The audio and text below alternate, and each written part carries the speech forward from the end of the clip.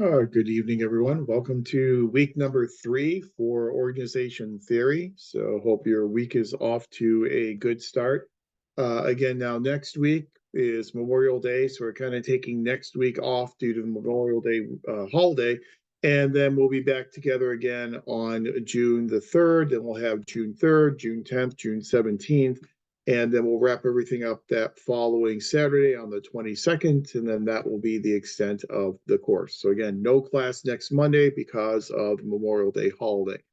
I just thought that there's really too much to do and too much information to squeeze everything into 5 weeks. And so that's why I thought we'd take Memorial Day week off, have 3 weeks before Memorial Day, and then 3 weeks after Memorial Day. So thank you for Canvas essay number 2. I've gone through and reviewed all of those and provided feedback on those, so thank you for that. Canvas essay number 3 is going to be due on June 3rd. Again, we have nothing due next week, so due on June 3rd.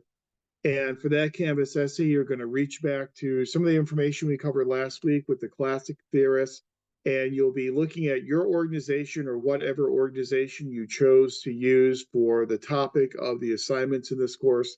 And for that organization, you'll be identifying 2 aspects and discussing 2 aspects of Max Weber that you see in that organization, and then 2 aspects of Frederick Taylor that you also see in the organization. So it's kind of our classics approach, and that will then be due on June 3rd. As always, an initial response and then responses to at least 2 of your classmates. I thought all the responses on Canvas essay number 2 were very good, and so just keep doing what you did on Canvas essay 1 and 2. Just keep that going, and the grades are obviously very good on those Canvas essays. So where we are at now is we have dispensed with a discussion of classic organization theory. And so tonight on our agenda is to move into a discussion of neoclassical organization theory. And in these neoclassical theories and schools of thought, we're going to talk about some of the reasons why these schools of thought grew up, if you will, or were developed as responses or rejoinders to some of the perceived flaws in the classical school. So we'll start out tonight with human relations theory. We'll also talk about human resource management theory, get into more detail on both of those schools of thought than what we did in the 500 course, and talk about some of the reasons why it was deemed necessary to develop a human resource management school of thought as a response to some of the perceived flaws and inadequacies of the human relations school. So we'll do human relations school, we'll do human resource management school.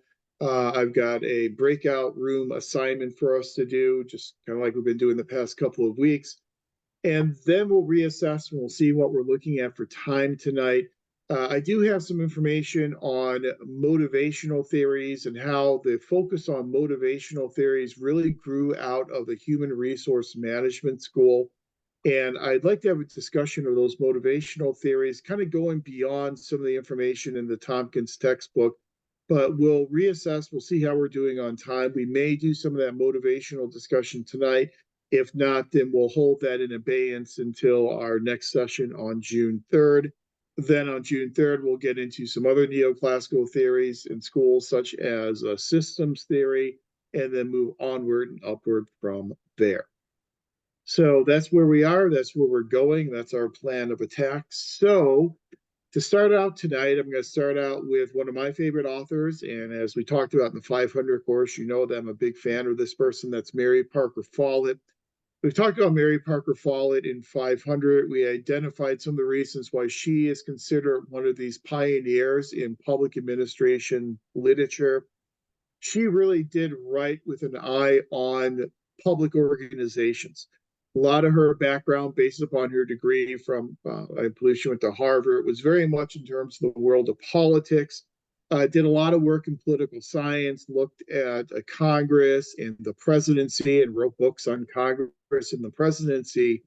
But later in her career, really did turn her attention to public organizations and putting forth this postulate that public organizations are really democratic organizations, and that there's a corollary between democratic society and how we run a democratic society in how we run our public democratic organizations. And I consider Mary Parker Follett to be really one of the first, if not the first, human relations theorists. And so I put her in the human relations school.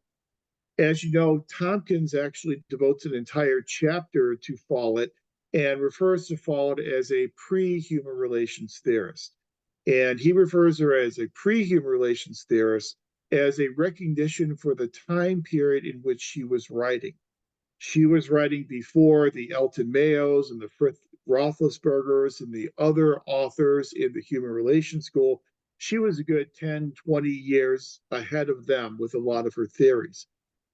Unfortunately, because she was a female writing in the 19 teens and 1920s, her male contemporaries didn't really pay a lot of attention to her writing and a lot of attention to her theories. And so there's very little indication that people like Elton Mayo and Fritz Roethlisberger really knew a whole lot about Mary Parker Follett and her participative management approach and her approach of looking at organizations as democratic organizations. But a lot of the theories, a lot of the approaches that she developed were developed again decades before some of her male counterparts. And so, because she was writing so much before human relations theorists, I think that's why Tompkins refers to her as a pre human relations theorist. I like to group her in with human relations theory because she's a really good foreshadowing of a lot of the approaches that we see later on in human relations school. Let's talk a little bit in depth about Mary Parker Follett, why she wrote what she wrote, and then some of the ways in which she tried to identify these organizations as being similar to a democratic society, and then the impact of looking at organizations as democratic organizations that will then help move us more away from the classical approach and serve as a nice bridge, a nice segue into some of these other neoclassical theories. So Mary Parker Follett, writing in the 19 teens and the 1920s, was writing at the heyday of scientific management. So she was writing at the apex of scientific management when scientific management was being adopted across the entire private sector, and it has started to make its way into the public sector as well and started to be adopted by public organizations. So this is why, as I told you in 500, I kind of refer to her as this lone voice in the wilderness, in that she was one of the few people pointing out some of the flaws of the classical schools, and specifically some of the flaws that were attributed to Frederick Taylor's scientific management. As we had talked about last time with Frederick Taylor and scientific management, we know that one of the primary flaws of scientific management is that it had a dehumanizing approach to individual employees. Employees were boorish beasts, according to Taylor. They were merely cogs in the machinery of the organization. And Follett really felt that that dehumanizing approach to individual employees was certainly detrimental not only to the organization, but to those employees as well. And so, what she then postulates for us is that we can view organizations in a similar way in which we view a democratic society. So she says, let's think about our system of democratic governance. And in our system of democratic governance, we are both a democracy as well as a republic, as we talked about in your first class together. As a democracy, there are some mechanisms, some vehicles for people to directly make decisions and to directly participate in their own self-governance. As a republic, we elect representatives to then go and make decisions for us. So we kind of balance a democracy with a republic. You know, Benjamin Franklin would tell us that what type of government do we have? We have a republic if we can keep it. So, because we have this democratic republic, our democracy is a representative democracy. And she says there are two fundamental flaws that are oftentimes associated with a representative democracy. Those two flaws are particularized interests and passive citizens. So, in terms of particularized interests, what she's basically talking about here is the Madisonian ideal of factions. That whenever you have opportunities for people to participate in their own governance, you are going to have these groups, you're going to have these factions. These factions will then have different opinions, they will have different vested interests. And if you allow them the opportunity to participate in their own governance, you're then going to end up having vested interests coming in contact with vested interests, which means you're going to have conflict coming out of these particularized interests. This idea of particularized interests is very, very much predicated upon this whole idea of rational self-interested actor theory, that people are rational self-interested actors, that when they make their decisions about how they're going to behave, what opinions they are going to form, they do so by comparing benefits and costs. And so they are going to pursue the action where they can get the maximum amount of benefits and the minimum amount of costs and risks. So for one person, the benefits from one course of action are going to be different than the benefits another person gets from that same course of action, and the same type of thing in terms of comparing risk. So when we have these particularized interests, we have these factions based upon rational self-interest, we're going to end up having conflict in a democratic society. A second fundamental flaw that she ascribes to a representative democracy is the creation of passive citizens. The citizens tend to behave relatively in a passive way when they do participate in their own governance. We have a myriad of ways in which we can participate in self-determination. Morton Grodzins tells us that we have these multiple cracks in our system of government, in that we've got local, state, and national levels of government. We have an executive, a legislative, and a judicial branch. Having this separation of powers both horizontally as well as vertically provides us with all these multiple cracks. And so we can take advantage of these cracks in order to participate in our own governance. So if we don't like a policy, we can write our member of city council, we can write our member of the state legislature, we can write our member of Congress, we can contact a state or local agency, we can contact a federal agency, we could sue and litigate the issue in state courts or in the federal judiciary. So we've got all these different cracks in which we can participate in our own governance. We can also run for office. We can contribute to campaigns. We can work to support candidates and support campaigns. We can vote. We can talk to people we know, friends and family and colleagues, about politics and about political issues. There are all these different ways in which we can participate in our own governance. However, in most representative democracies, the primary way in which people participate in governance is through voting. Voting is one of the least time and resource intensive activities we can engage in, especially here in California. Here in California, everyone gets an absentee ballot. You don't have to ask for it, it's just you get it automatically. So you can vote from home, you can drop your ballot into a vote box. You can, put it in the mail. It's a very low cost type of endeavor to vote, especially in a state like California. That's a very passive way of participating in our own governance. And so representative democracy oftentimes leads to passive citizens. And she sees that as a flaw, because if people are passive in their own self-governance, obviously they're not going to be out there actively arguing for and pushing for what they want to see accomplished in government, what they want to see accomplished in public policy.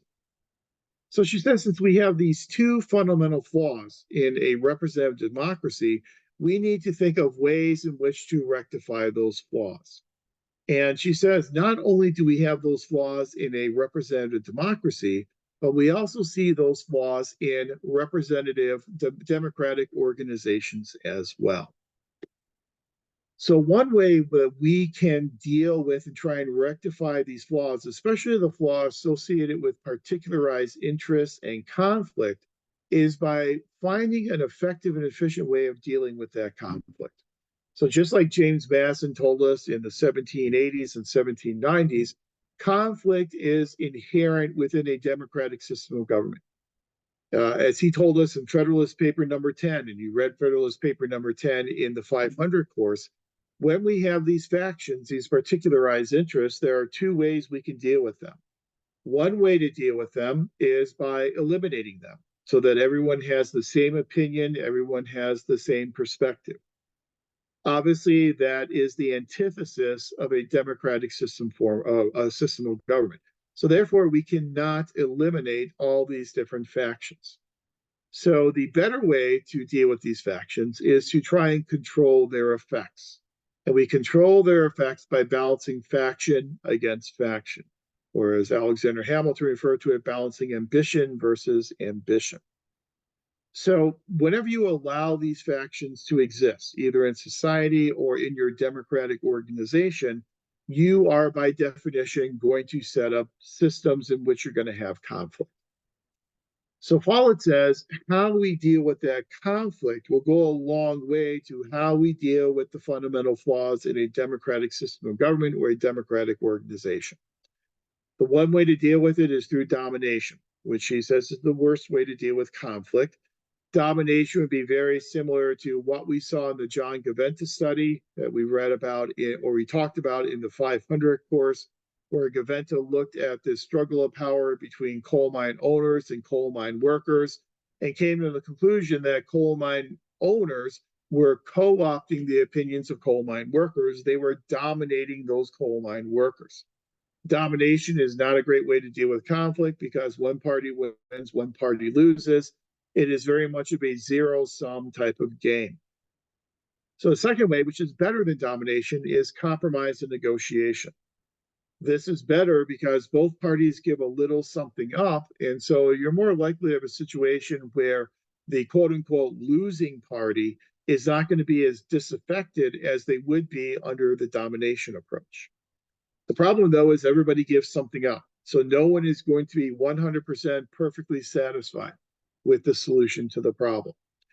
So she says the most appropriate way, and I always try to avoid using the term best in public administration, but the most appropriate way to deal with conflict in organizations is through integration and interpenetration of ideas.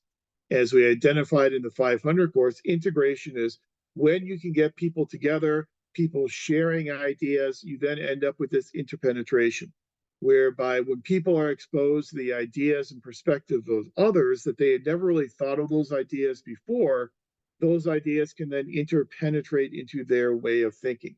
And so hopefully what you can do is take all these different ideas, integrate them together into a synthesized solution to the problem. So you're synthesizing all this information to come up with a new and different way of approaching the problem.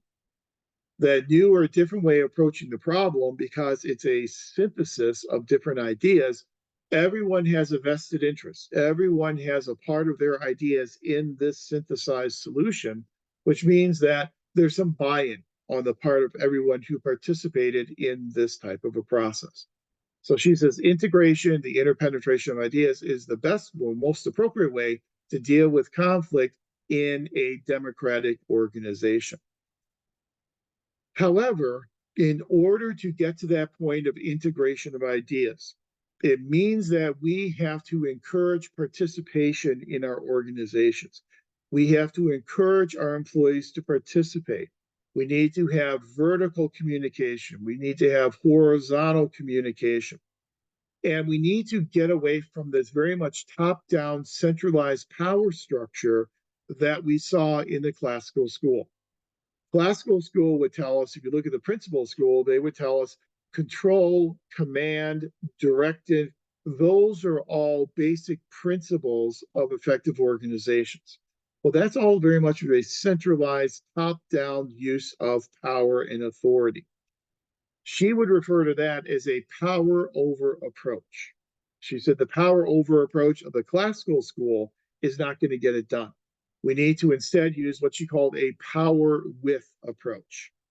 And in her power with approach, she views power as a resource that is not to be given, but rather a resource to be developed. And so we're starting to see kind of the genesis of the later human resource management school.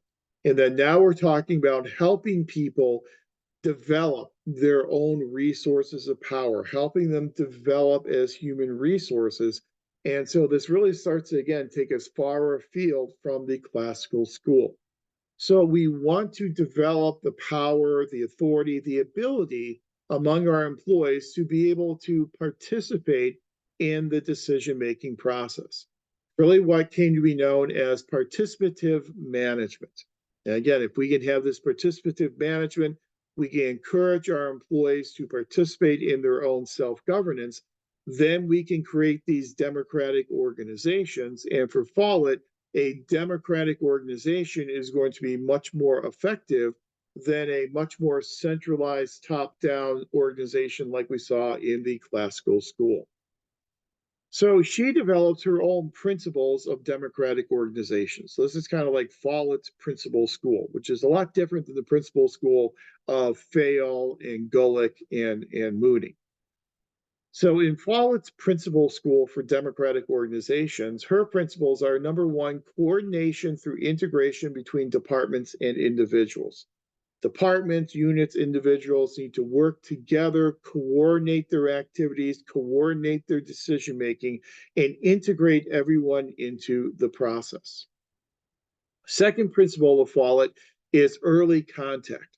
You need to do this as early as you can, as soon as you can in the organization. The earlier you can foster this climate of participation, this climate of communication, the better you can then embed it within the culture of the organization. Now, back in the 1920s, we didn't talk a lot about organization culture. That wasn't even really a term that was coined until a few decades later. But that's kind of the idea here, that you can kind of embed it into that organization's culture, that we value communication, we value participation among all members of our organization. Through this participation, we will take into account all perspectives to allow for this interpenetration of ideas and then the integration of these ideas together into the solution to whatever problem we are trying to solve. We also have to realize that coordination is very dynamic. So coordination is going to change over time within an organization. Coordination is going to change depending upon the individuals who are involved in that coordinative process. So you have to realize it's a very dynamic type of situation, which means that we have to be nimble and we have to be flexible as these democratic organizations. So given these principles of a democratic organization and the idea of participative management, we can see how Follett's approach differs somewhat from the approaches that we saw with the classical theorists. And so in terms of our models of organizational effectiveness for Follett, Follett is going to emphasize 3 of our 4 models of organizational effectiveness. Clearly, there's going to be a human relations model. That's pretty much goes without saying because very much we're involving people, allowing them to participate in their own governance. The focus is clearly inside the organization. We are looking at making these organizations participative, making them democratic, but within the walls of the organization. There's not a whole lot of discussion of the external environment. So an internal process model is also one of those things emphasized by Follett. And then, as Tompkins will tell us, a rational goal model is also emphasized by Follett. Now, I think that her goal is certainly going to be different than the goals of the classical theorists. Her goals are going to be more fostering participation. And through the fostering of participation, that's how we can then make our organizations effective. But the ultimate goal is still organizational effectiveness. It's how we're going about getting to that effectiveness that is different between Follett as compared to the classical authors. Now, open systems theory, that is, open systems model is something that is not identified under Follett. Again, she's not really looking at the external environment. She is really looking internal to the organization, the creation of these participative democratic organizations. Where you do see a major departure between Follett and the classical theorists is when you get to your mechanisms for coordination and control. Here, instead of direct supervision, here, instead of standardization of work processes or work output or worker skills, here you have a focus on mutual adjustment, consultation with workers, workers consulting with each other, consulting with leadership about how to make decisions. And so that's the approach known as mutual adjustment. So that's really what makes her much more in alignment with human relations theory than your classical theorist, irrespective of the fact that she was writing essentially during the classical period of time. Then, in terms of her motivational strategies, instead of legal compliance, instead of those instrumental rewards, such as rewards for performance, like with Frederick Taylor, now we have considerate leadership. Now we have motivating people by talking to them, being attentive to their wants, needs, and desires, to what they need in order to develop their own resources and develop their own power. Group acceptance, recognizing that decisions get made by groups and accepting that groups will form within the organization, sometimes outside of the normal organizational chart, the normal organizational structure. And job identification. Because you are allowing people to participate in their own self-governance, they are going to identify more with the jobs that they are doing rather than being told this is what you're going to do and this is exactly how you're going to do it, as in scientific management. Now, as an employee, you have the opportunity to participate in making those types of decisions. So you can see how she's a really nice segue, a really nice bridge from the very regimented classical school into the neoclassical school of human relations theory. Now, again, she's pre-human relations theory just because of the period of time in which she was writing, but very much in alignment with our other human relations theorists. It's also important to underscore again, and we've said it before, but Follett's theories and her idea of democratic organizations and participative management, those theories were developed as rejoinders, responses to the criticisms associated with the classical school. And that's how we see the evolution of organization theory going. Each new school of thought is developed as a response to some of the perceived criticisms and flaws with a preceding school of thought. And that certainly was the impetus behind Mary Parker Follett, basically her disdain and her dislike for scientific management and Frederick Taylor. So we've got Mary Parker Follett kind of pulling us away from the classical school and then taking us into this neoclassical school known as human relations theory. So whereas Follett was writing in the 19 teens and the 1920s, human relations theory really started to become in vogue in the 1930s and the 1940s. So a decade or two after Follett did most of her writing. And a couple of the authors that we focus on in this class who are well embedded within the human relations school are people such as Elton Mayo and Fritz Roethlisberger. Elton Mayo, who we covered in 500, and you've probably covered elsewhere in other programs as well, very famous theorist.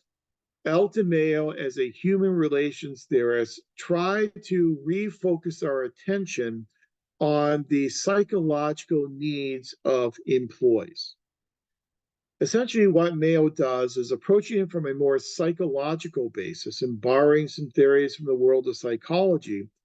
Elton Mayo felt that when we look at our organizations in the 1930s and the 1940s, we see organizations that suffered from a lot of social disorganization and human irrationality.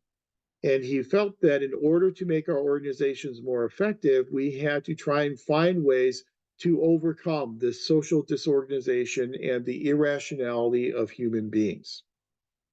So the question is, well, why do we have this social disorganization? We have this social disorganization because of human irrationality and the factory system itself. So what does he mean by human irrationality? Essentially, Mayo makes the argument that in the earlier part of the 20th century, we're starting to see the real impacts of the Industrial Revolution, that we're seeing movement toward manufacturing. And so we see all these manufacturing, all these factories opening up, and they're opening up oftentimes in urban centers. and oftentimes in urban centers in the north. And so some of your major, you see them around New York and around Pittsburgh, around Cleveland, around Chicago, Detroit. And they created a lot of open positions. Then you had a lot of people who used to be in agrarian type of work. They used to be working on farms, oftentimes in the South. They needed jobs, and so they were drawn to these metropolitan areas at a very early age to try and seek out these types of jobs.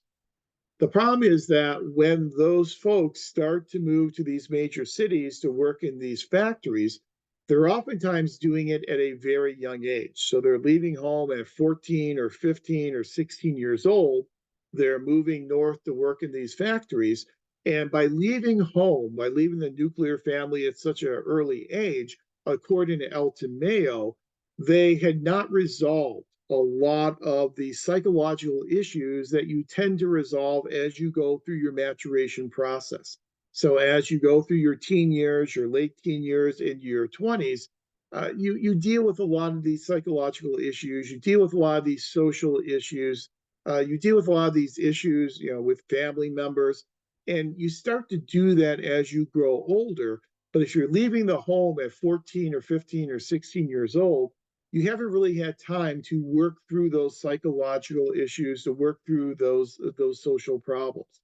And so as a result of that, we were getting very young people going into these factories who oftentimes have what he called human irrationality, in that they had not worked through this maturation process on their own yet. And so they weren't really prepared to be thrown into this factory setting with a lot of strangers who come from different backgrounds and who come from different areas of the country. And so he felt that that was leading to a lot of this disorganization in our factories. And he also argued the factory system itself led to some of this social disorganization, in that in the factory system, we were very much siloing people. And so someone would have a very specific job that they were doing on a daily basis. They only did that one specific job. They didn't really do any other jobs in the organization. They really didn't understand any of the other jobs in the organization. They really didn't know the goals of the organization. They were just doing their one very specific job on a daily basis. And that's kind of this factory system. It's what we call that log link type of technology, in that this job then leads to this job, which leads to this job, but you don't really have a good holistic overview of the organization, the goals, and what the organization is trying to accomplish. So he said this combination of human irrationality with the factory system itself has led to this disorganization in our work settings. And so what Mayo wanted to do is he wanted to explore ways in which we could try and reduce some of that social disorganization in our organizations. And so what he does a series of experiments, just like any good social scientist would do. And we're not going to go through all the experiments that he did, but the one experiment that we had mentioned in 500 that we'll focus on here again tonight is this idea of the illumination studies at the Hawthorne electrical plant. And if you remember back to 500, when we talked about that, tell me a little bit about the experiments at the Hawthorne electric plant. What were the purposes of the Hawthorne experiments?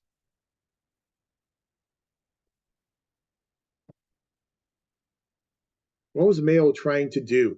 What was he trying to study in these Hawthorne experiments?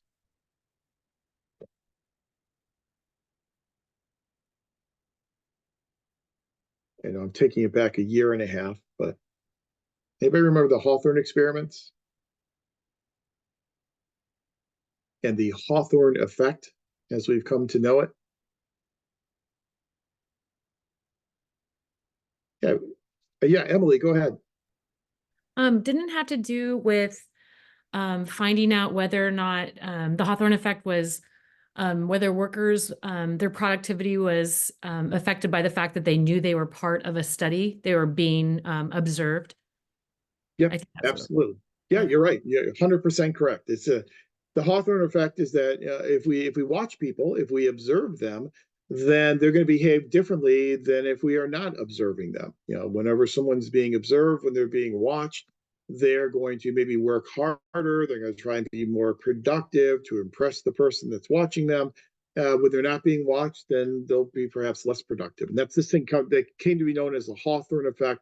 This is one of those major issues in research. And when you took 696 and you talked about doing these research projects, whenever we're dealing with human subjects, we have to take into account the Hawthorne effect, that when we watch people, they act differently than when we are not watching people. We know that one of the selection techniques that we sometimes use in hiring people, selecting people to hire into agencies, is the use of these assessment centers, where we'll bring people in and we'll give them simulated work environment. We'll give them the type of work they're going to be doing on a daily basis. And then we observe them and record their productivity. And so the people who are most productive in these assessment centers are then the ones who get offered the job.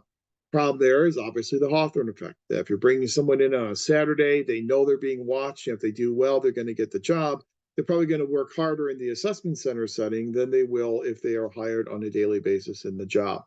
So what he found is that it's really the fact that we're watching people and we're observing them, that we're paying attention to them. That is really what's having an impact upon their productivity. When he went into this illumination study at the Hawthorne Electric Plant, his primary hypothesis was simply, let's look at the impact of a physical stimulus on the productivity of employees. And so the physical stimulus he wanted to use was the lighting level. So he said, if we turn the level of the lights up, people will be able to see better, they'll become more productive. They turned the lighting level up, people became more productive. They said, well, let's turn the lighting level down, and we assume people will become less productive. They turned the lights down, but productivity levels continued to go up. It wasn't the physical stimulus of the lighting in the factory, but rather the fact that people were being paid attention to. People were being asked about their feelings, asked about their opinions about their jobs and about the organization. And by paying attention to those individuals, that's really what led to higher levels of performance. Also, what he found is he put people into groups. And he found that once he put people into groups, the performance of those groups that performance level was better than for individuals. And the reason for that is that everyone wants to look good. And so if there's one member of the group that's not pulling their weight, that's not working hard enough and being productive enough, all the other members of the group will obviously exert pressure on that individual to work harder and be more productive. So what Mayo teaches us is about the social aspect of organizations.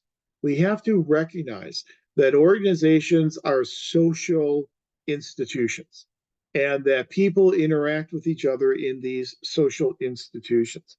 And we need to pay attention to the wants, needs, and desires of these individual employees and recognize that the social aspect is oftentimes just as important as the technical aspect.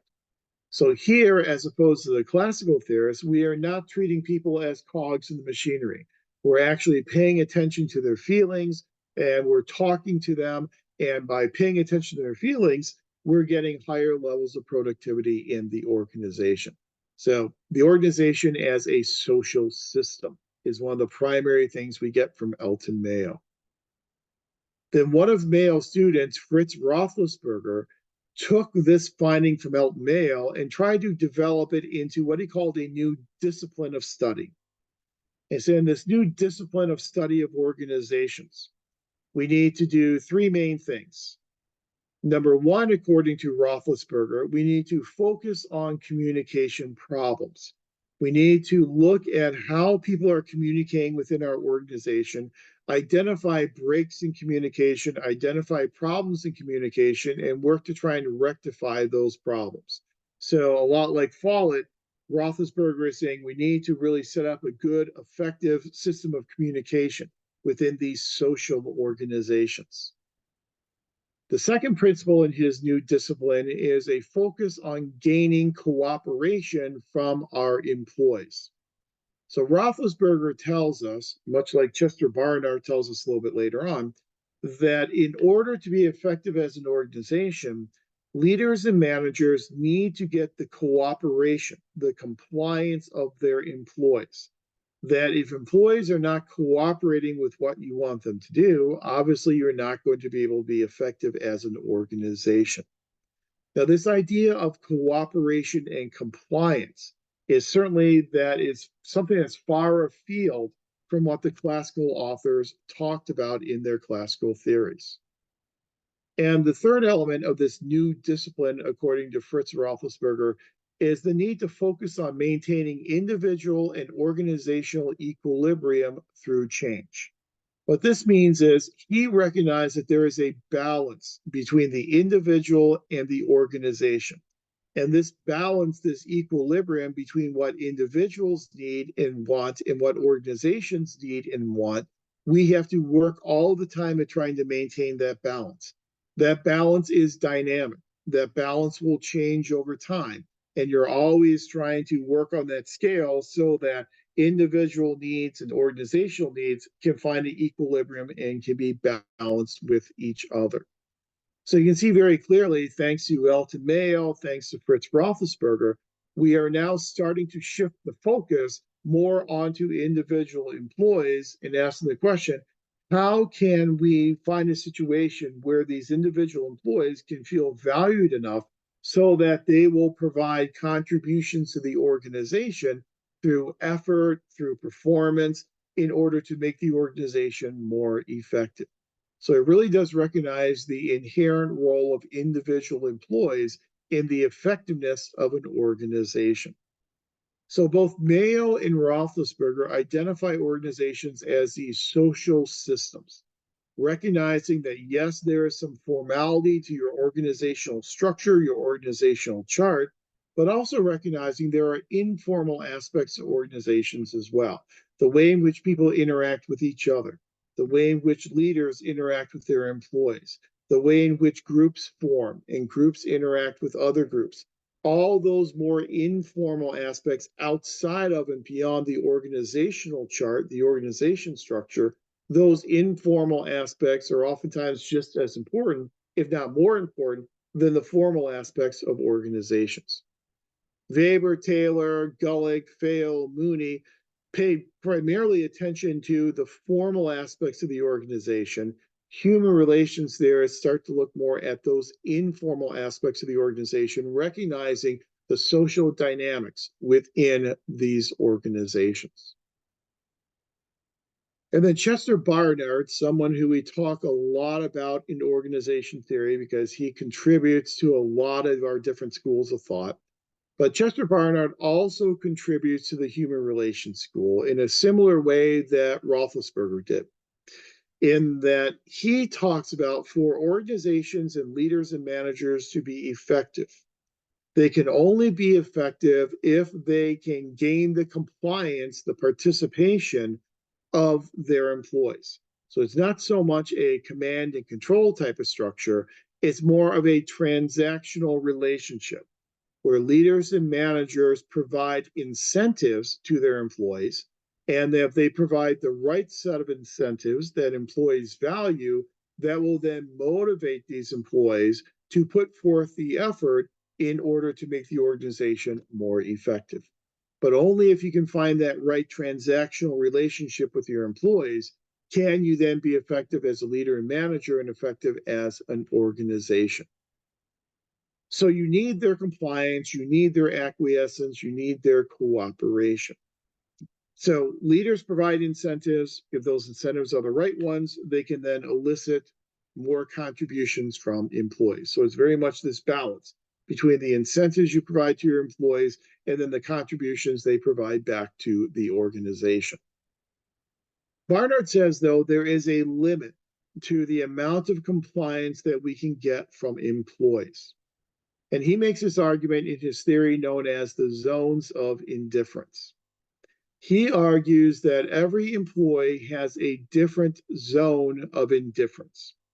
The zone of indifference is if you ask an employee to do something that does not violate their value system, that does not violate their ethical principles, they are likely to acquiesce. They are likely to do it. However, if you ask someone to do something that directly violates their ethical standards, they are going to push back on that request, and it's unlikely that you are going to get their compliance. He says every employee has a different zone of indifference, and managers need to work within the zone of indifference of each of their employees. If you violate the zone of indifference, if you ask them to do something that violates their ethical code of conduct, that's when you're going to cease to get their cooperation and their compliance. The upshot of this, what makes this important for us, is because every employee has a different zone of indifference. I know it sounds weird, different zone of indifference, but every employee has a different zone of indifference, which means that leaders and managers must know their employees and they must recognize these differences between their employees. Employees are no longer merely generic cogs of the machinery of the organization. Now they are unique individuals with different ethical principles, with different zones of indifference, and we need to recognize those differences if we want to be effective as managers and if we want to make our organizations effective. So now the success of the organization is really predicated upon getting these contributions from our employees, which means that employees are really integral to the success and the effectiveness of the organization, much more so than they were under the classical school. This idea of paying attention to employees, this idea of helping our employees, like in a Mary Parker Follett way, to develop their resources and develop their power base, we see this in our modern organizations. We see a lot of artifacts of the human relations school in contemporary organizations. We see the human relations school in things such as counseling programs. Your organization probably has an EAP, an employee assistance program. That employee assistance program is a direct artifact of the human relations school of thought. A focus on training and development also grew out of this human relations approach, whereby we need to provide these opportunities to our employees in order to help them build their power base, to help them be more effective in participating in the daily life and the daily decision making of the organization. So, in terms of our human relations theorists and what they look like with our models of organizational effectiveness, I think that they certainly do squarely focus on a human relations approach. And so I think you definitely have the human relations school highlighted in your matrix, your Quinn and Rohrbach matrix. Where I part company with Tompkins is I would also highlight an internal process approach. Now, I do realize that you're looking more at your employees as opposed to work processes, but I think there is a big overlap between an internal process model and a human relations model. And so if it was me, I would highlight both of those models of organizational effectiveness. Maybe a little bit less so, but the rational goal model as well, just because the focus of human relations theory is still a focus on the organization. It is still a focus on organizational effectiveness. So you are doing all these things. You are providing ways in which your employees can participate in decision making through participative management. You are paying attention to your employees, talking to your employees, paying attention to their wants, needs, and desires, all for the purpose of making your organization more effective. You are, finding this transactional balance with your employees in order to make your organization more effective. So at the end of the proverbial day, the goal is still an organizational, still a macro level goal. By working with your employees, you can extract contributions to help you achieve that organizational goal of overall organizational effectiveness. In terms of your mechanisms for coordination and control, here we've got still some direct supervision because there is still almost an exploitative sense to human relations theory, in that you are trying to elicit this support and this compliance from your employees. You're not necessarily paying attention to them for their own benefit. You're paying attention to them for what you can get out of them in terms of helping achieve organizational effectiveness. So I'd agree that there still is some element of direct supervision in that You're talking about how can leaders extract these contributions from their employees. Motivational strategies, obviously, there's a lot of group acceptance. Mayo, his entire theory was all about groups and the impact of groups and accepting informal groups in the organization. And considerate leadership. Again, talking to people, paying attention to people, interacting with people as a way in which you can motivate them to try and make them more productive to then contribute to the overall effectiveness of the organization. However, it's not all roses. And there are criticisms of the human relations school that then gave rise to the School of Human Resource Management. And that primary criticism is what we just said, that it tends to be relatively exploitative, that you are trying to get these contributions from employees not to better the employees as human resources, but rather to better the organization, to make the organization more efficient and more effective. So the focus is still a macro level organizational goal, and that criticism is really what then gave rise to our next neoclassical school, which is the School of Human Resource Management Theory. And again, these authors in human resource management theory are authors that you have encountered before. We're just going to dig into them in a little bit more depth here. Abraham Maslow, you're familiar with Abraham Maslow and his hierarchy of needs. As you know, Maslow brings, again, this psychological type of perspective. And back in 500, we talked about that big question of, is public administration a discipline, yes or no, and why? And we said one of the things that argues against public administration as an independent academic discipline is just how many theories and how many approaches we borrow from other academic disciplines. We saw borrowing from the world of business with people like Frederick Taylor. We saw borrowing from the world of psychology with people like Mayo and Roethlisberger. Again, borrowing from the world of business with Chester Barnard. Here again, we're borrowing from the world of psychology with Abraham Maslow and his hierarchy of needs. As you know, in this hierarchy of needs, every employee has a different hierarchy of these 5 different types of needs. The bottom level of needs are your deficiency needs, in that people are motivated by deficiencies in things such as their physiological needs, their needs for safety, their needs for belongingness and love, their needs to feel held in high esteem and prestige from others. Those are deficiency needs. People are motivated by a deficiency in those needs. At the apex of your hierarchy of needs is self-actualization, which is essentially achieving one's utmost potential, being all that one can be. That's what Maslow referred to as a growth need. People are always motivated by this growth need. So growth needs continue. Deficiency needs will stop being a motivator once that deficiency has been filled. So once you have a safe place to live, once you have enough food and water and clothing, you're no longer motivated to acquire those things. And so that then ceases to be a motivator. However, self-actualization, growth, that's something that is continuing on and that will continue on through your entire life because you're always working toward achieving your full potential. Well, so what? What does this then mean for human resource management theory? 2 things. Number 1, it means that since everyone has a different ordering of their needs, it means that we again need to understand the individual nature of each one of our employees. We have to understand what motivates them. We have to understand what types of deficiencies they feel they have, how we can help them grow in terms of self-actualization. So again, they are not just cogs in the machinery of the organization.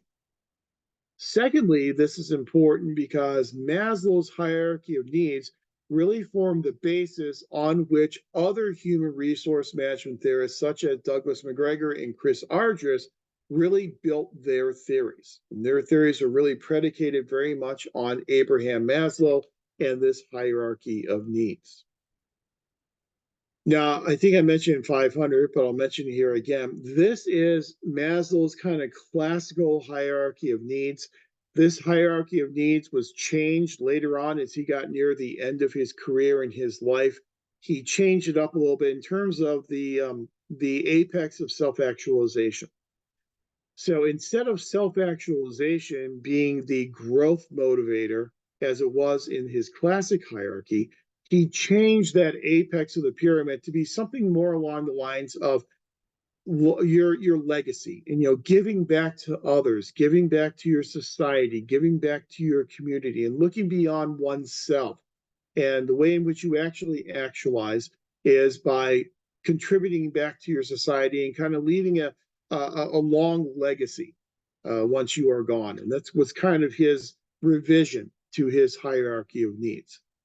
But either way, whichever hierarchy you believe, it's important that each individual has a different hierarchy of needs. And so therefore, we need to pay attention to the individual differences between our different employees. So Abraham Maslow really formed the basis for Douglas McGregor and his theory X and theory Y that you're familiar with. And Douglas McGregor, in his human side of the enterprise, he really pulls no punches there with that title. He's telling us that the human side of the enterprise, the human side of the organization, this is what is important for not only organizational effectiveness, but important for helping people develop as human resources, helping people self-actualize, helping people with that growth type of motivation. But McGregor bases a lot of his theories on Abraham Maslow and develops this theory X and theory Y that you're probably familiar with. So just as a recap, somebody tell me, what's theory X and theory Y? What's the difference between those two theories?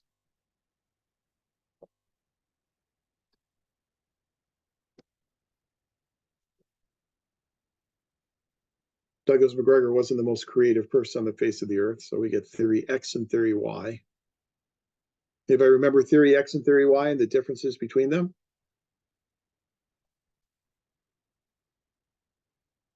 Is it that one has to happen in order for the next one to occur? So like motivation, for example, driving like some type of result. Yeah, there is oftentimes a linear type of relationship between theory X and theory Y. The theory X is more the classical approach, and then as a response to the classical approach, we then come up with theory Y, which is a more human focused, a more individual focused type of approach. And theory X is something that is really based very much in the classical school, has a very negative, a very dim view of individuals. It views individual employees as being lazy. It views them as not being very creative or intelligent. It views them as not liking to work. It views them as people who do not want to seek out responsibility and authority. It's a very negative view of human nature. And that's why we refer to as theory X. And that's kind of the classical school approach to employees. Contrast that with theory Y, which is the complete opposite. Theory Y says that people are not lazy, that people work hard, that people are ambitious, that people seek out responsibility and seek out authority, that people are creative, that people are innovative. So it's a much more positive view of individual employees. And that's theory Y. The problem, according to Douglas McGregor, is that the vast majority of our organizations are theory X organizations, but the majority of our employees are theory Y employees. So we are essentially taking a majority of employees who are theory Y, and we are shoehorning them into these classical theory X types of organizations. That's a problem, because when you take a theory Y person, you put them in a theory X organization, there's very little training and development in terms of professional development opportunities. That organization's not going to pay attention to the wants, needs, and desires of those employees. That organization's only going to value organizational effectiveness and not enhancing the effectiveness of individuals for the benefit of the individual human being themselves. It's a mismatch, if you will, between our organizations and our employees. So McGregor argues that for organizational effectiveness, what we need to do is take these theory X organizations and transform them into theory Y organizations. And the way in which we transform them into Theory Y organizations harkens back to Mary Parker Follett and her idea of participative management. So we engage in things such as job enrichment. So in job enrichment, we allow employees to participate in determining what they do on a daily basis. So that if you have someone who wants to go into management in the future, you allow them to participate in redesigning their job description so that they'll have opportunities to learn leadership techniques and to exercise leadership techniques. So if you have someone who wants to go into leadership, perhaps they need to be given some opportunities to supervise other employees so that they can try out all these leadership theories and strategies that they have learned through professional development. That type of job enrichment, where you're just not making a job bigger, just not adding on duties onto a job, but you're allowing the individual employee to participate in determining what types of duties and what types of jobs they'll be doing on a daily basis, that will help you transition from a classical Theory X organization to a more modern Theory Y organization. What we found subsequent to Douglas McGregor, 20, 30 years after Douglas McGregor, is that the best way that you can move, or the most appropriate way you can move from a Theory X to a Theory Y organization, is through cultural change. And one of the more modern theories we're going to talk about in a couple of weeks is organization culture. And we'll talk about how organizations can fundamentally change by leaders embedding new organizational cultures into the institution to help move that institution from a Theory X to a Theory Y type of an organization. The idea here is that, and this is why Douglas McGregor is considered a human resource management theorist, is the idea here is that you are doing this to benefit the employee. You are helping the employee develop as a human resource. And if that development as a human resource then benefits the organization, that's all well and good. But if it doesn't, if this is something you develop someone's resources and then they move on to another organization, in human resource management theory, that is okay. That is an accomplishment because your goal is to develop the employee and develop the employee as a human resource. It's not all about the effectiveness of the organization and what can you get out of the employee to make the organization effective. Now it's also about the individual employee themselves. So it's not just what can the individual do for the organization, but now it becomes what can the organization then also do for the employee. Chris, go ahead.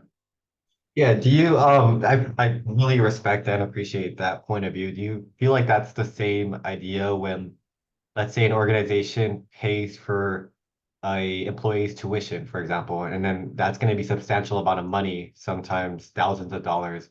Does the human resources side look at it in that way still, that it's a benefit to that person rather than a loss for the agency or the company? Mhm. And that's a great point. Tuition reimbursement programs, they're very costly. That's a lot of money, a lot of resources the organization's putting into the development of that individual employee. A lot of organizations are required that if you get tuition reimbursement, you have to remain with the organization for a certain number of years. So the organization essentially can recoup a lot of those costs associated with tuition reimbursement. But if you're looking at pure human resource management theory, it would say, that essentially organizations should not do that. They should not require employees to stay with the organization because just by developing that individual as a resource, there's inherent value in that, irrespective of what that person can give back to the organization. So I think when you do see organizations say, well, you have to work in the organization a certain minimum number of years after you get your degree, I think that's organizations kind of trying to balance, organizational effectiveness and the focus on organizational productivity with this human resource type of approach. But it's a great question because a pure human resource management approach would say, if you're benefiting that individual employee, you're helping them develop, that in and of itself can be the goal, irrespective of what it contributes back to the effectiveness of the organization. So it is an interesting approach because it does really focus very much on the individual employee. And you can see this departure now from the human relations school. Human relations school would say, we're only doing it to try and make the organization more productive. Here we're saying, well, hopefully it will make the organization more productive. But if this person leaves and goes elsewhere, just developing that person as a human resource is an end goal unto itself. So kind of a, very much more of a focus on the what's in the benefit of the individual, even if that doesn't always contribute back to the organization. Let's see, on that point, an organization required a memo stating how the educational program will benefit the organization before reimbursement for the program is approved, plus remain with the organization up to a certain amount of time. That's a great point because I do these a lot. I always get requests from students saying, my organization wants to know, how does this class contribute to making me a more effective employee? And so I'll write a brief letter saying, well, learning about organizations and how organizations work and how organizations behave and yada, yada, yada. And so I've filled out a lot of these, written a lot of these letters before to send to organizations to kind of reassure them that yes, the education that you are getting, the exposure you're getting in an MPA program is certainly beneficial to the organization. And I get a lot of those requests from organizations, obviously outside of the public sector. And so, we have some students who work at the university. And I've had some administrators saying, well, why do we have so many university employees who are in the MPA program? I say, well, because if they want to move up in leadership and management at the university, the program's going to give them skills in terms of managing humans, skills in managing budgets, skills in managing organizations. These are all critical thinking skills out of 696. These are all skills that are important to leadership and management. But oftentimes I will have, and I have had past provosts, not our current one, but I've had past provosts who've asked me, why shouldn't my employees be getting a degree in education? And so they're kind of confused as to what their employees can get out of an MPA program. And so I think that's a common concern, especially if you're talking about something, an organization outside of the normal expectation of a public agency. So one of the students, and one of the themes you're seeing is that you have a theorist and you have their student, and the theorist develops this theory, and then their student takes those theories and will then expand those theories. And here's a similar situation here with Douglas McGregor and then his student Chris Argyris. And Chris Argyris took a lot of those theories, that theory X and theory Y, and the idea of job enrichment and transforming theory X into theory Y organizations, took those theories and then built upon them with his own set of theories. And the primary theory that we get from this person named Chris Argyris is his idea of personality and personal growth. Argyris argues that people go through a maturation process, and that maturation process is a process of personal growth.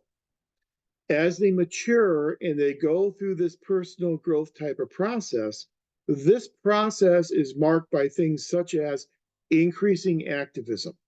That as people mature, they go through this personal growth arc, they will become more active. They'll become more active in terms of their own wants, needs, and desires. They'll become more active in their community, in their organization. So an increase in activism.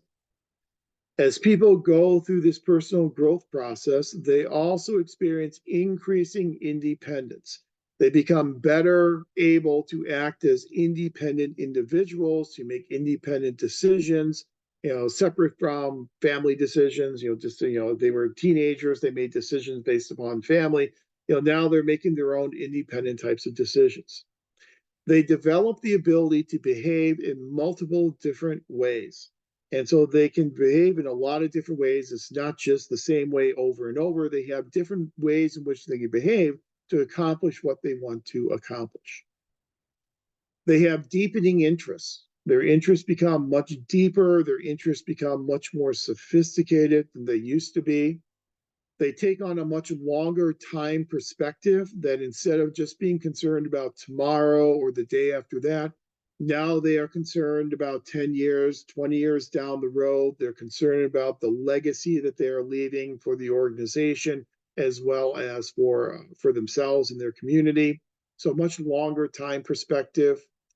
They really begin to aspire to superordinate positions. They really want to move into managerial leadership positions, move out of subordinate positions into superordinate types of positions. And they really do start to develop a lot of self-awareness. And this is essentially this development of emotional maturity. So through this personal growth process, they are developing more and more emotional maturity. The question is, well, then so what? So people go through this maturation process, this personal growth process. The so what is, the problem is that classic organizations inhibit this personal growth process. If you're a Theory Y employee going through this personal growth process and they're shoehorned into a Theory X organization, obviously the Theory X organization is not going to provide them with the opportunity to go through this personal growth type of process. So that's kind of the so what of Chris Ardress. How Chris Ardress then adds on to the theories of Douglas McGregor is that Chris Ardress is now saying, yes, people are Theory Y employees. Wait.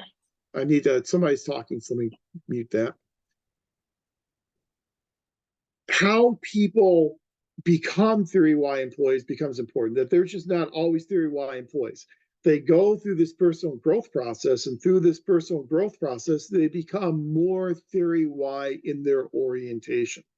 And so it's kind of this dynamic nature that people, as they go through this arc, become more Theory Y. So it's the job of the organization to help them continue this personal growth toward becoming a Theory Y type of individual. And that's kind of the addition of Chris Ardress on top of the Douglas McGregor dichotomy of Theory X versus Theory Y employees. But the big difference here again is that with people like McGregor and people like Ardress, the human resource management theorists, what we have is we have more of a focus on what the organization can do for the employee, as opposed to in the human relations school, just what the employee can do then for the organization. What these human resource management theorists do is they then provide us a jumping off point to move into more of a discussion of motivating employees. Now they're talking about using more intrinsic motivators, using more intrinsic types of things as opposed to extrinsic motivators to help our employees not only develop as human resources, but become more productive and become more effective as individual employees.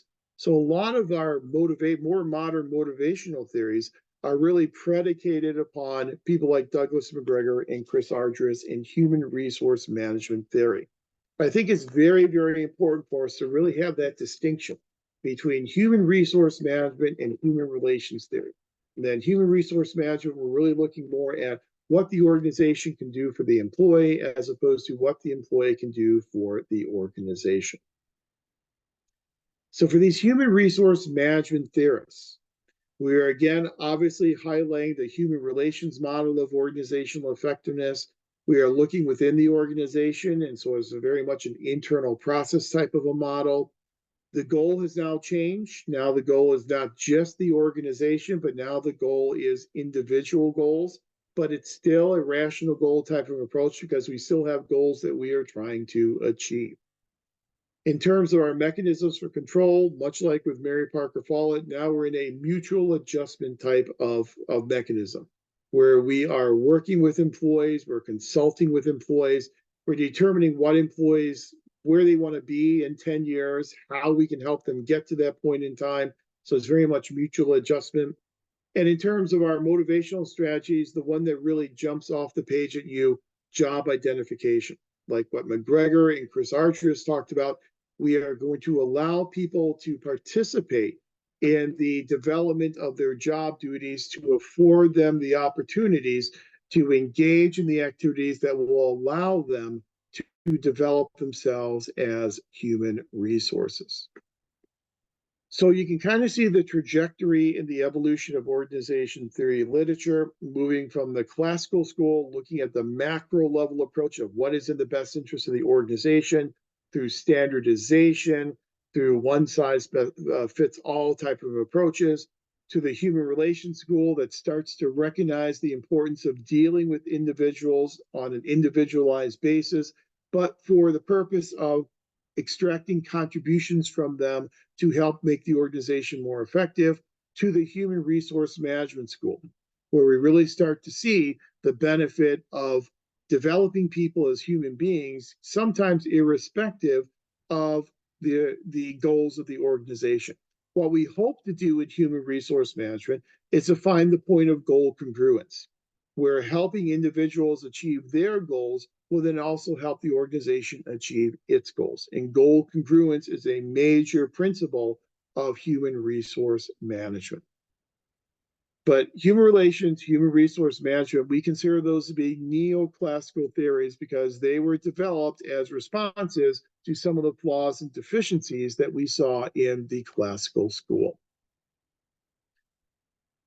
So that's our initial coverage of human relations school, human resource management school as these neoclassical type of approaches.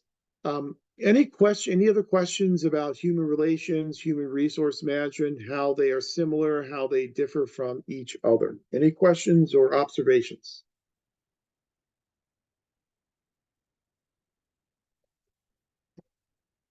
Everybody just pretty much ready for a break at this point in time? I know we've been going for a while, so we're probably due for a break. Let's go ahead then and take a break. We'll take a break until we'll say 7:30. We'll come back at 7:30. We'll do our breakout rooms as we normally do, spend about half an hour in the breakout rooms, reconvene as a class, see what we came up with. We'll then take a look at our time and see how much time is left. And if I think we have time to get through motivational theory, we'll do that tonight. If not, then we'll hold off on that and do that on June the 3rd. So take a break, come on back at 7:30, and we'll do our breakout groups.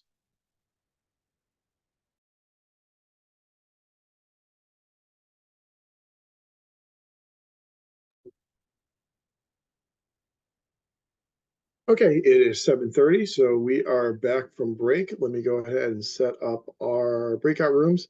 What we're going to do is each group should look at their organizations and identify at least one aspect of Follett's theories, at least one aspect of Mayo's theories that are evident within your organizations. As always, please select a spokesperson.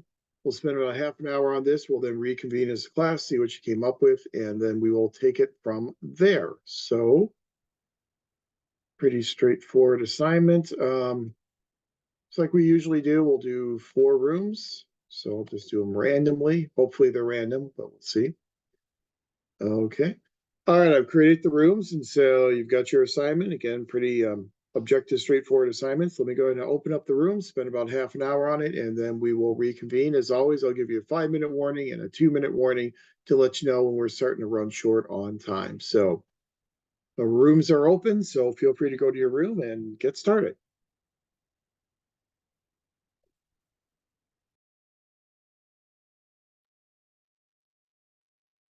Okay, I think we are all back in the main room now. So let's see what we came up with. Room number 1.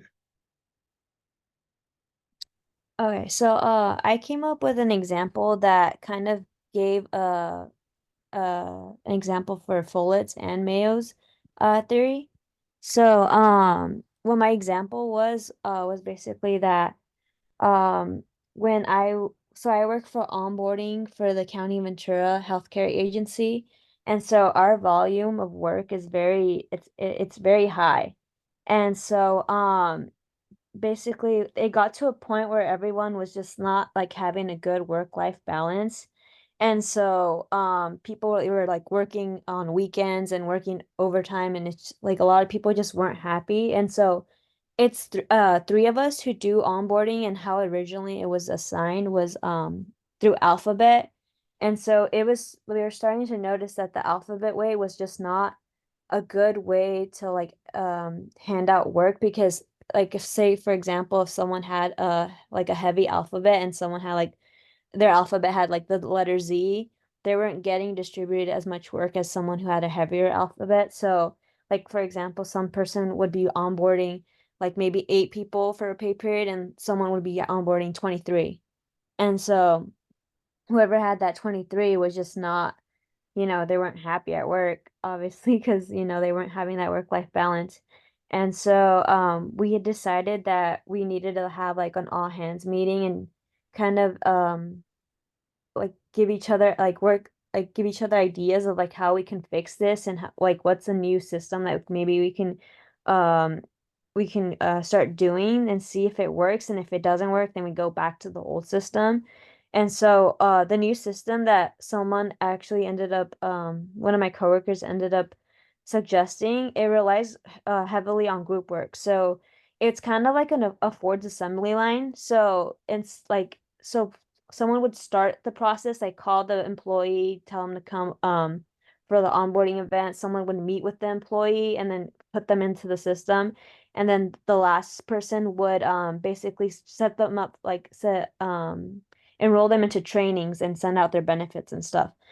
So this is like a really good way of us kind of like creating this new system and kind of relying all on each other. So if one person, didn't do their job, you can kind of tell like where like who was like the weak link, or kind of like who needed help, and we can tell like who was getting more like who is getting more like work like compared to others, because like it was basically a balanced thing. So it was like really like anyone was like, having like issues. So far it's been it's been pretty good.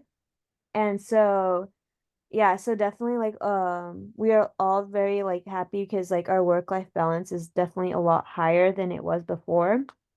And so we like so far we think we're going to keep it, but basically we collectively work together and we collaborate together on like how to create ideas, or try to create the system. So that kind of goes into the fullets.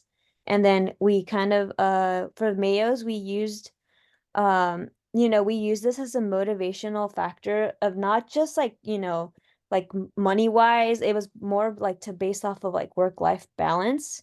And so to make the like group overall happy. And so that's why I think it's plays into a little bit of both of the theories. Mhm. I would agree. I think that's a great example. Like combines the two together. You certainly have participative management going on from Follett in terms of everyone participating, generating these solutions, and then you have certainly Mayo's focus on groups and the approach that you came up with. I think it does a really nice job of combining the two together.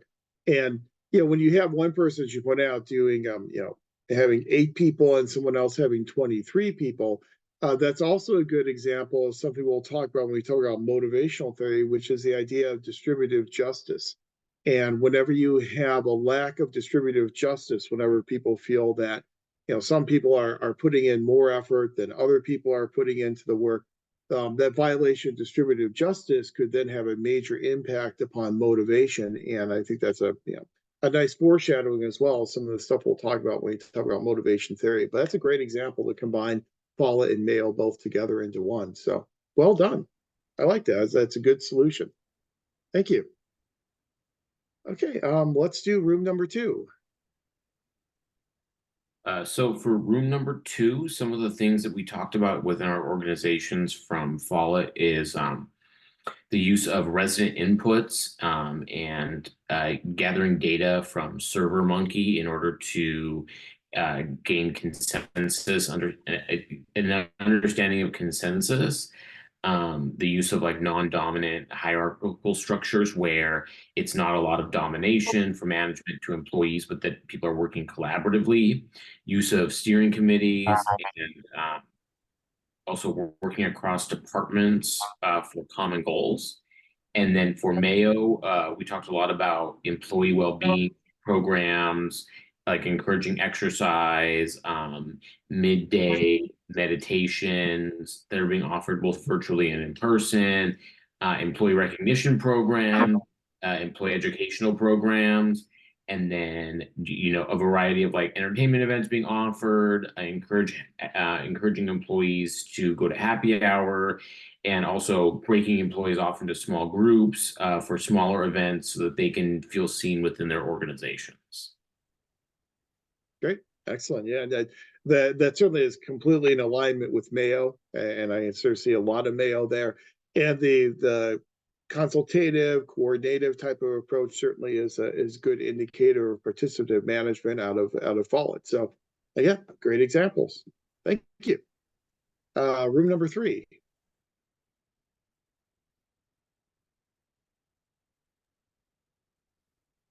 I believe that was our group. I'm going to share an example. We discussed, like, for example, in recreation for Follets, focuses on collaboration and integration. An example is for the organization, diverse committee that plans recreational activities, ensuring representation from different departments. This committee gathers employees' feedback to create balanced and inclusive recreation program that caters to various interests, such as, for example, yoga classes, hiking trips, and book clubs. And then for Mayo, she focuses on social relations and worker satisfaction. An example of this is that the organization can host regular social events, such as monthly happy hours, annual family days, or team building retreats to foster strong interpersonal relationships among employees. These activities help break down barriers between departments, encourage open communication, and create a supportive and enjoyable work environment. And Carrie Ann shared an example with us, how her organization went to Dave and Buster's and they had like a scavenger hunt. And she said like how it was up to every person to be positive, but at least everyone was trying, and I like that stood out. Yeah, that's a great example of Mayo, great example of the social aspect and how the organization is a social system.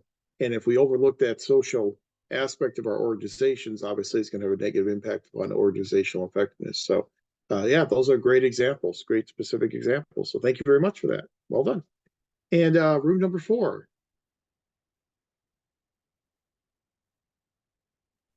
Hello. So for our group, we discussed a few different examples, but a couple that really stood out were ones that Chris shared with our group. Under an example for Follett, he discussed how every year his agency releases a survey asking for input from all of the staff on how well they feel the organization is meeting their mission, vision, and values, and asks them to provide feedback about how they could improve and like take steps to continue moving towards all 3 of those. And then under Mayo, he also shared an example of what they call the Star Award, which is a staff or a staff recognition program by other staff. And so essentially staff nominate each other for being recognized for exemplary work. And then the winners of those of the Star Award, then I'm so sorry, my toddler walked into the room. So the winners of the Star Award are then put on a committee to chair the award ceremony and celebration for the next round of the Star Award winners, and so on and so forth. So it's kind of like a pay it forward where everybody feels rewarded and everybody also collaborates and coordinates to recognize others. Great. Yeah, great examples. And the survey example is a good one as well, in that it kind of serves a duality of purposes, in that not only is it soliciting feedback from employees in terms of mission, vision, values, and things such as that, but also by having those annual surveys, it also reinforces the mission and the vision and the values. And so you really have a very high valence that's then placed upon the mission and vision by just kind of reiterating it every single year, as well as then soliciting feedback from employees on any potential changes to the mission, vision, and values. And so it's nice to have those dual purposes. And staff recognition is certainly right in the wheelhouse of Mayo and the recognition of organizations as a social system. So those are all great examples, and I really enjoyed those examples because they not only illustrate Follett and Mayo, but they also serve as a really great segue then into motivational theories. And so things such as those social recognition programs and these outings that we do as organizations, those are those types of incentives that are sometimes worker based, sometimes non-worker based, but those are the types of incentives that are used to try and motivate employees. And so it serves as a really nice jumping off point then for a discussion of motivational theories. So thank you for all the groups. Very well done. Very good specific examples. But what we're doing now is we've seen how this organization theory literature has developed. It's gone from the classical school into the human relations school into the human resource management school. And then a more modern offshoot of the human resource management school has been a movement into the focus on motivation. And I know that motivation is one of the three things that we use in terms of comparing our different theories to each other. But other than that, there's not a whole lot of discussion in the Tompkins textbook about motivational theories. And I think that's kind of a function of the fact that motivational theory has really grown greatly in terms of its focus in public administration. So where I would like to move now from human resource management theory is into motivational theory and to talk about some of the theories that we have developed in terms of how to motivate employees, talk about content-based theories versus process-oriented theories. And I think that's a large topic. There's so much literature on it over the past few decades. I think it's a little bit too large to get into tonight. So what I would propose is maybe we hold that in abeyance until next time we get together in 2 weeks. And then when we get together again on June 3rd, what we'll do is we'll start our session talking about motivational theories. Like I said, I'll take you through the development of that literature. We'll talk about the differences between content versus process-based theories. We will then also talk about the role that incentives play in motivation and some of the unique aspects of utilizing incentives in public versus private organizations. And we'll do that in the first half of class then on June 3rd. Then we will get into a discussion of another neoclassical school of thought, which is systems theory. We'll compare natural versus open systems theory, talk about some of the similarities and differences between those two different theories, and then kind of tie all those neoclassical schools together to kind of round out our session then on June 3rd. Then the week after that, we'll start getting into some of our more modern theories. We'll talk about group dynamics. We'll talk about leadership theories, organization culture, some quality management, do some of those more modern theories, and then we'll be able to clear the decks for presentations. And so you should start thinking about the presentation that you're going to do. That presentation is a presentation of your organizational analysis paper. We'll do the lion's share of those presentations on June 17th, and then we'll wrap up whatever presentations we don't get done then on Saturday, June 22nd.